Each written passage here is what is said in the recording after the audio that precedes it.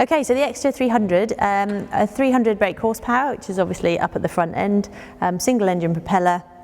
If you look at the wings, I'll do external first, you see the aileron here, which is almost the entire length of the wing, which means you get a really quick roll rate. And if you look under the wing, you can see that there's what's called a spade on the aileron, and that means that sort of assists you when you're trying to get a really rapid roll rate.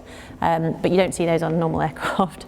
At the very end of the wing as well, you've got the wing guide, and you can see it's essentially got 90 degrees and 45 degrees, and that means when you pull up into the vertical, if you imagine I was like this, I can look at that left wing and make sure I'm exactly in the vertical. So obviously if I'm going to do a tail slide, it only works if you've really nailed that. So that's really key for making sure your aerobatics, individual aerobatics, are accurate.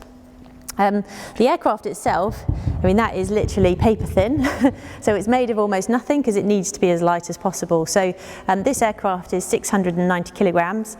I won't tell you how heavy I am, but I'm probably about a tenth of that, and which is next to nothing. And of course, most of that is actually in the engine. So the idea is that airframe weighs as little as possible.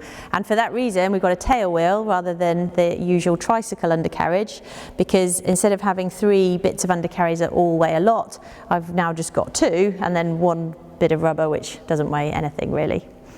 Looking into the cockpit then, it's pretty simple. We fly, as you can see, we fly our passengers in the front cockpit, which is really great because they get such an amazing view and they're right there looking out the front.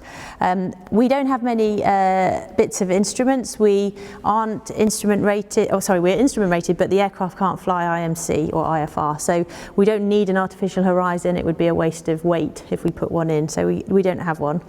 We obviously have the standard stuff though. We've got an altimeter and we've got speed, both of which are really key doing our aerobatics. We've got engine instruments, which again obviously key to make sure everything's working okay, and we've got a G meter, which obviously was a nice relaxed training trip that we've just done here because it's only about 5.5 G. If you look at Blade 4's, by the end of a trip he's probably normally up at 9 or 10, and if you look at Ben's when he lands off an air race, that will probably be up near 12, which is painful.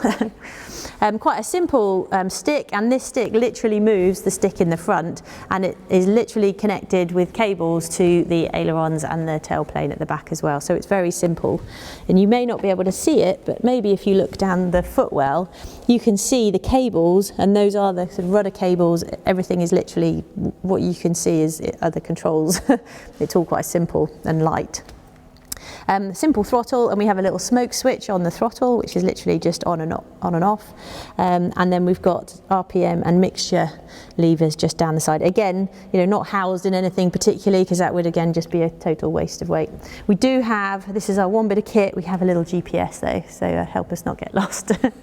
And then we have one piece of perspex here, and the reason we have this is we put our pitch maps in there. So whenever we do a display, we've done a lot of studying of the route area, we're displaying over, and the idea is that we take a little 1 to 50,000 map or chart, which we haven't got our display on there, we've got the display line and some of the 45s, and we put that there, and then if we need to refer to it, we can do. But generally when you're in the show, you've got it all in your head anyway, so you don't need the separate reminder. Helmet, we do wear helmets. Some people in these kind of aircraft don't wear a hard helmet necessarily, but because we're all ex-fast jet pilots, we kind of like the security of it. So we have a sort of a proper one, but with a boom mic, obviously not an oxygen mask or anything like that. And we have, if it's interesting, we have a active noise reduction box there because these are noisy aircraft. When the canopy shuts, it doesn't seal at all, so the vibrations and the noise levels are quite high, so you definitely need some form of ear protection. And then finally, we've got the parachute. So obviously most GA traffic don't wear parachutes, and we wouldn't need to wear a parachute, but it's sensible to wear one, and also the seats are essentially designed to have one worn. So we always wear a parachute when we fly in the aircraft. Not used it yet and don't plan to. And that's it. There's not much more in it than that.